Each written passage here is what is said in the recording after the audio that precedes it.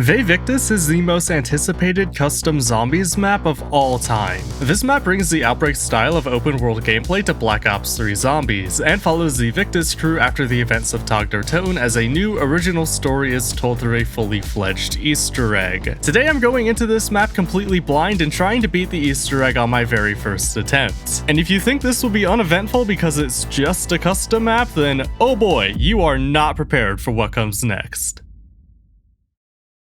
Vae Victis is a map that understands the value of first impressions. Oh? Wow. Alright. Look at that skybox. Wow. This map's visuals are simply stunning. As far as art direction goes, Vae Victis rivals and even surpasses a lot of dev-made maps. The map features a ton of familiar locales from those dev-made maps across its vast playspace, as well as several returning guns and wonder weapons from prior games. We're going to need some of those weapons to complete this Easter egg, and, well, this is actually kind of crazy. We're gonna hit the box right away. Yo, first hit scavenger? Alright. Not bad, not bad. We're gonna try and get another hit because I do not have PhD, so this scavenger is going to be a little risky. What the heck is that? Do I have a field upgrade? Yes, dork from the past, you do have a field upgrade. Vae Victis takes a lot of the core elements from Black Ops Cold War and brings them over to Black Ops 3. Each player spawns with a random field upgrade, and zombies can drop a different field upgrade when killed if you want a different one. Zombies can also drop ammo, additional shield health, and random pieces of equipment just like Black Ops Cold War. They can also drop aether tools that increase your weapon's rarity just like in Cold War and Vanguard. The point system is also the kill-based system from Black Ops 4, Cold War, and Vanguard, and the map even has the reduced kill values from Outbreak and Vanguard. There are a ton more changes between Vae Victis and the traditional Black Ops 3 experience, and we'll cover most of the important changes as we go along. As for our Easter egg, just like the Easter egg in Outbreak, our first goal is to make it to the end of round 3 by completing 3 objectives. My first objective was an escort mission. Just follow the yellow orb for a little bit without dying and eventually you'll be done. Once each objective is completed, you'll get some lore over a radio and can make your way to the beacon, which in Vae Victis is the transit bus. The Wonder Fizz, a pack-a-punch machine, and a buyable shield spawn alongside the bus, so I decided to buy Juggernog and PhD and a shield with the money I have. Jug is pretty self-explanatory, and PhD is going to help make my scavenger safer. It's also going to make moving around the map easier because it has these slide abilities from Cold War. But if you think you can move fast with PhD, just wait until you see what the shield can do. Oh, and it's a rocket shield. Wow, okay, that's a lot more distance than the original rocket shield. Holy shit! Fucking Usain Bolt over. Oh my god, that's so much distance. Okay, wow. That's everything I can do for round 1, so it's time to go back to the future for round 2. Change rounds. Yo, we're going back to the future. We're going back to the next round, to round 2. My objective for round 2 was the eliminate objective. On my way there, I find an aether tool to upgrade my hammer from green to blue rarity, and once I start the objective, the map does something pretty cool. Oh, we're flying. Holy shit. Is that Moon? Yo, we're at Area 51. What is this?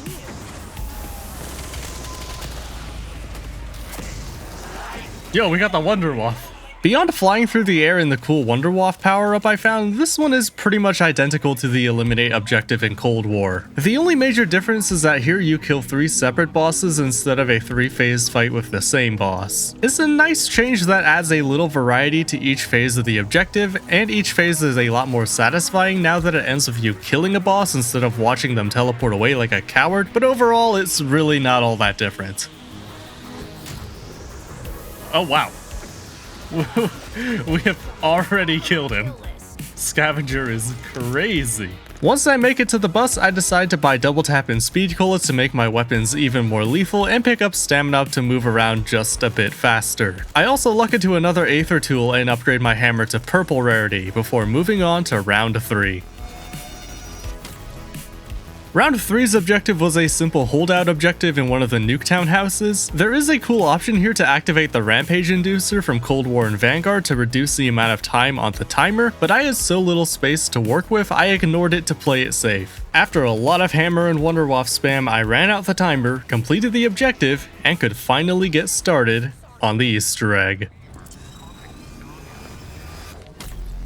The first real step of the Easter egg is finding the Golden Rod and Vril Sphere, which are located in Nuketown and Transit's Diner respectively. The lighthouse from Call of the Dead shines a light on their locations, so they're really easy to find without a guide. While collecting those items, I lucked into a third Aether tool and got myself a max rarity Golden Hammer. Collecting those artifacts is all I can do on this round, so I get to the bus, get Mule Kick, Deadshot, and Electric Cherry to give myself all of the perks on the map, and upgrade the hammer to Tier 1 Pack-a-Punch. Yes, that's Tier 1 Pack-a-Punch, because Vae Victis has multi-tiered Pack-a-Punch from Cold War and Vanguard. Unfortunately, we don't get any alternate ammo types in this map, but that's fine by me. Moving on to round 4, the next step of the Easter egg is firing this anti-air gun inside of Area 51, and this is where things start to go wrong. Hold to fire, all players required. Let's go ahead and do that.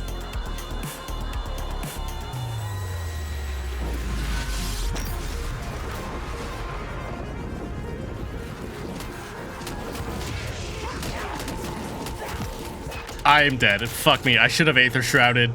I forgot I had it, to be honest.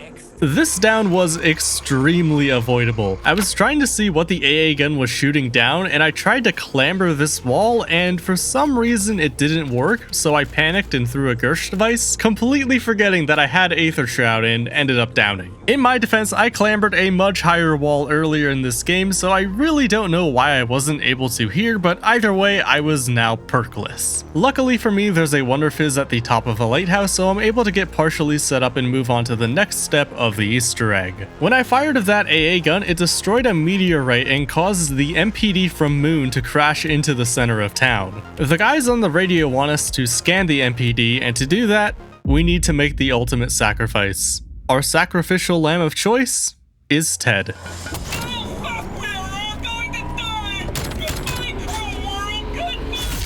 Oh no! His head exploded. After we get the Ted head, we place it in front of the MPD, and that triggers another holdout step. And it goes really well. For a while.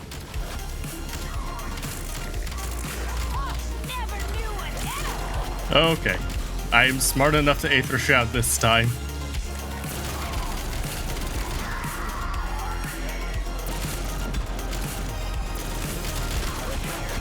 Okay.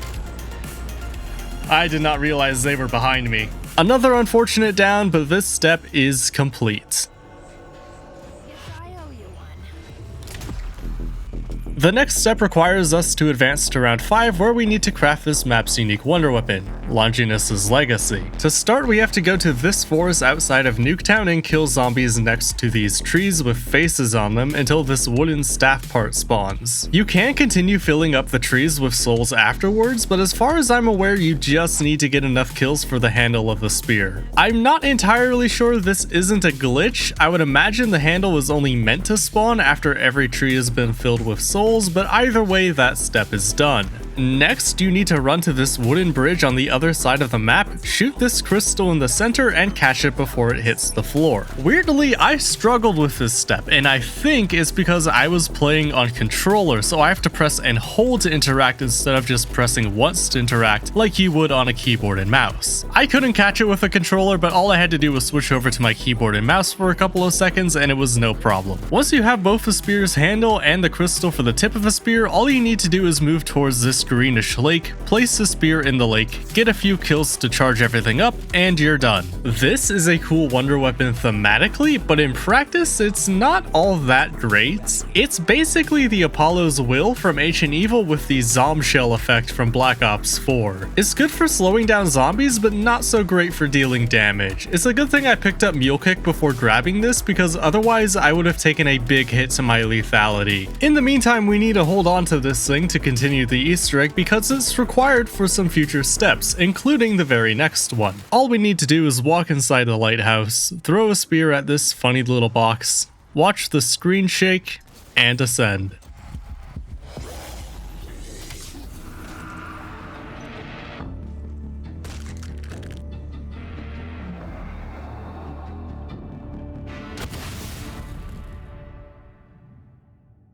Welcome to Olympus Space.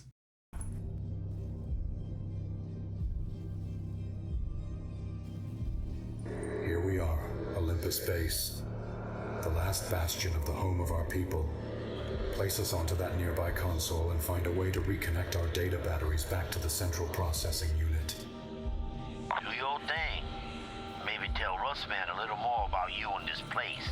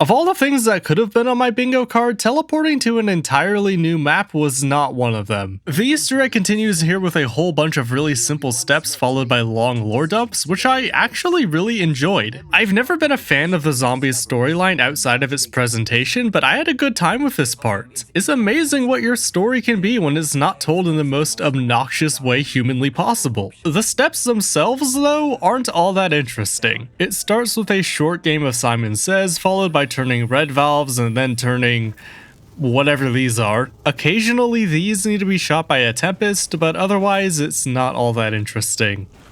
And then that changes.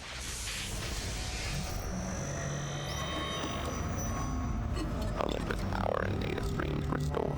Reboot sequence finalized. Excellent. I believe I am feeling what humans refer to as excitement to meld this new data with our archives. Advise. Slow data meld process recommended. Your memory expansions are aging and delicate. There is no time. We simply must get a better picture of this foreign energy while we can. Beginning data merge.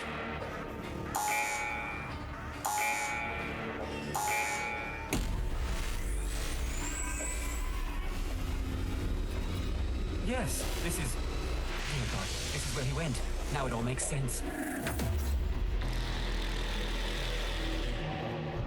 Wait, I think something's wrong.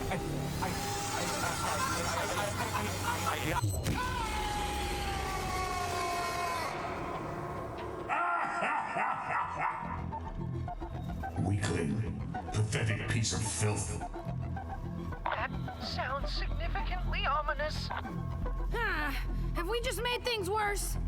Librarian sentient stream no longer found. Detecting unidentified sentience that has taken form from Librarian's corrupted data. Librarian? Could he truly be God? You must bow to me or die. Minions, destroy them. Engaging emergency ejection procedures. I detect a signal currently reaching out for the moon from close to where we were before. Grab the automaton head. I will teleport us there.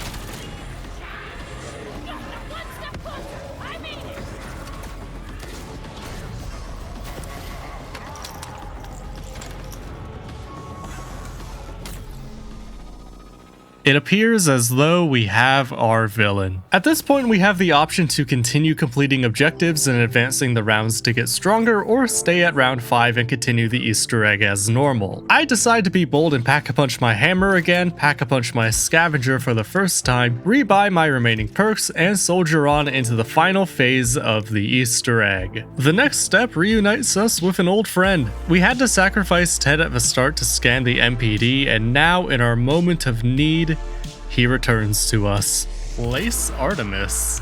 Establishing biomechanical connection. Yes, these metals should be excellent for crafting a new body more suited for combat. Suited for combat? I will use this energy like a forge's fire to craft us a body built for killing. Yo, is Ted about to get legs? Is he about to get legs?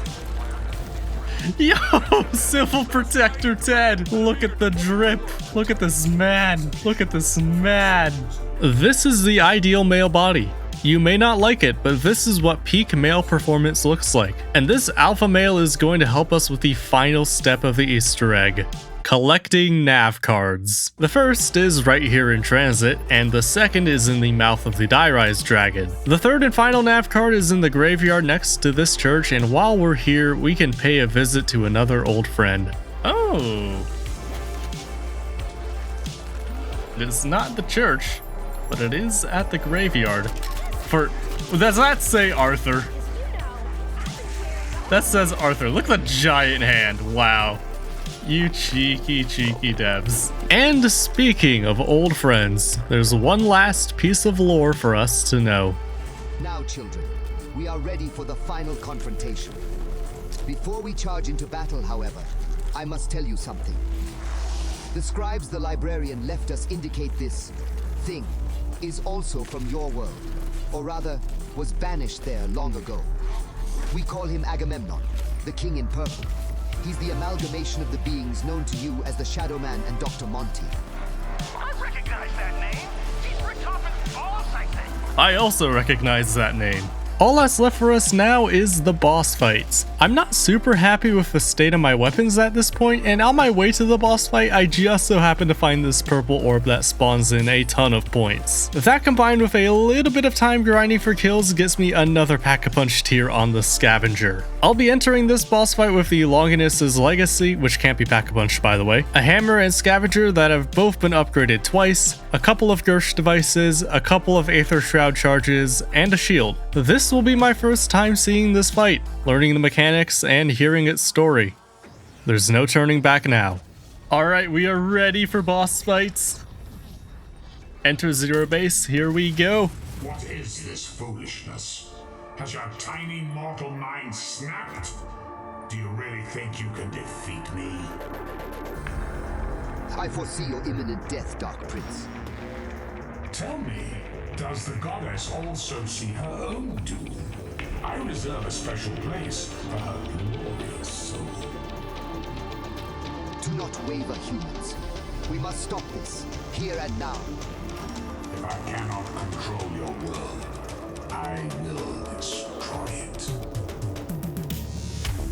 Agamemnon, the title card. Alright, that doesn't work. So here's a question. What do? I'm gonna throw Gersh.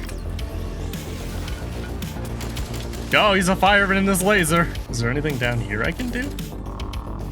I hear a noise. Oh, the floor's electric. Ah! These skulls are similar to those the librarian had you gather. Extremely powerful memories contained within them should begin to his system. We gathered skulls? I don't recall gathering skulls. Okay, we got an orb. Gonna throw into the orb. Oh, yep. Now? Nope. Oh, I see another orb. We're gonna throw Gersh. Hit! Got it. There's gonna be another orb somewhere. I see the orb. Yep. Alright, this is on the complete other side of the map, so let's hope our boy Ted can keep me covered. Cover me, Ted. I'm going. Got it. Ah! Okay, where orb 4? I don't see another. Ah, yes. Ballin'. Okay, that bar is red. I'm assuming we are now in a damage phase? Yep.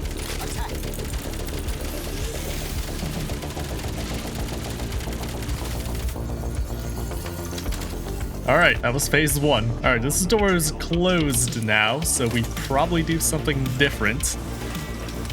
Oh, door open. Yeah, we'll go in here. Hit button. Are we gonna fight again? Oh, yeah. Big mangler. Oh.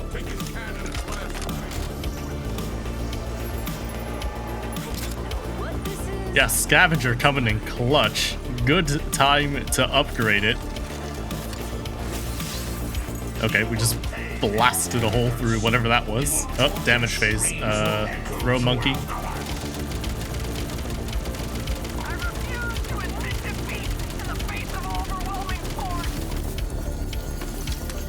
Alright, one more to go, one more to go. Alright, I presume we do an entirely new thing. Perhaps with this door right here that is yet to be opened. Oh, yep, that door is open. Ooh, we got guys here. I don't know what that is. Ooh, you know, I bet we want him to shoot at... Yep. And that's how the fighting ends. But we're not done yet. The only thing left for us to do now is the only thing we can ever do. Make a choice. I am not sure what we can do, children. The heart is destroyed, but he continues to persist. He is still gathering large amounts of energy for something. This will not finish me.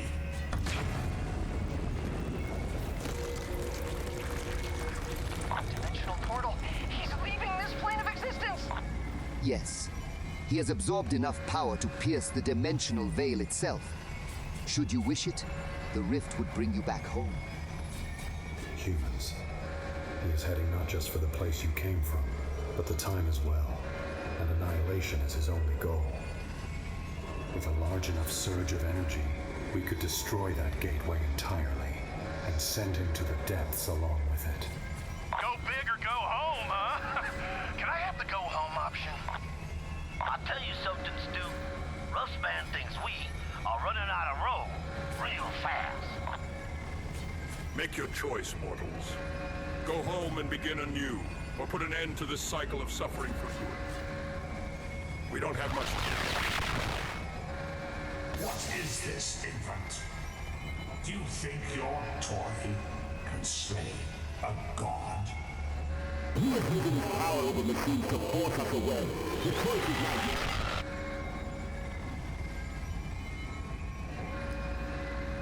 Expose portal requires all players. We're gonna need ammo for it. Look at all this ammo! You know something, Misty? Russman just realized that we don't really know squat about each other, despite the fact that we've been fighting together for a long-ass time. Let me ask you this, Russman. Do you even have a family? Wife? Cute little kids? Russman remembers some little ones.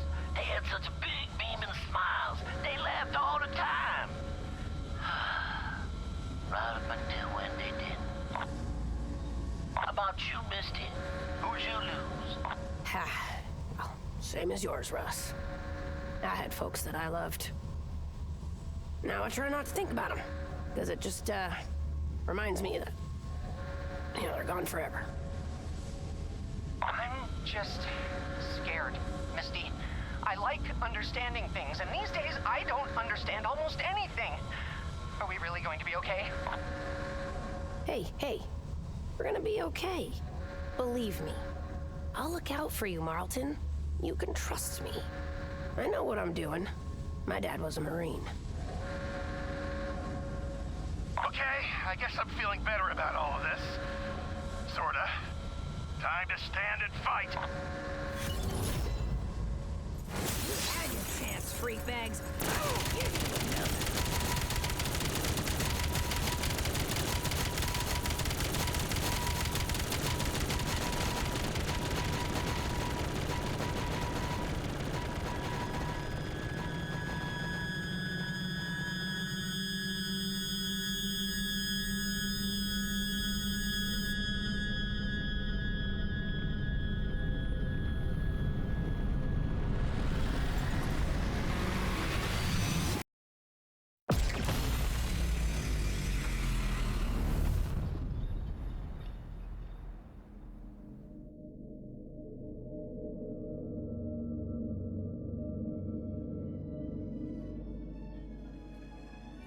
And so it was.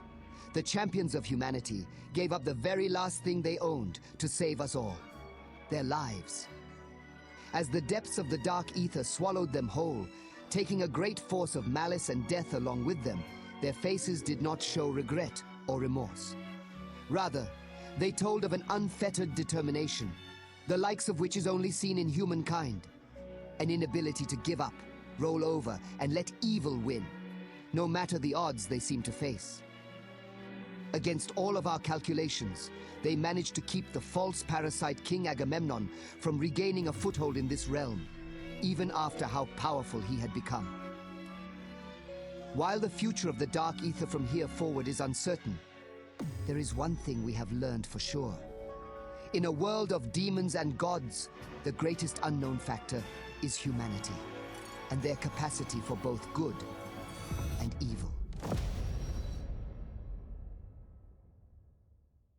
When I said this was the most ambitious custom zombies map of all time, I absolutely meant it. Whether or not you think it's the best custom zombies map, you cannot deny the amount of effort, talent, and knowledge that went into this project. The hardcore zombies community has never enjoyed objective-style game modes, whether it's Outbreak, Durong, The Tortured Path, or, presumably, Modern Warfare 3 zombies mode. So the hype surrounding Vae Victis and the fact that it delivered on that hype proves what an accomplishment this was. If you haven't played this map yet and have the means to, I highly recommend checking this one out for yourself. There is so much more to this map than what I showed here, and probably so much more left to discover. Thanks everyone for watching. Like the video if you made it this far, subscribe to the channel if you want to see more, and I'll see you in the next video. Take care.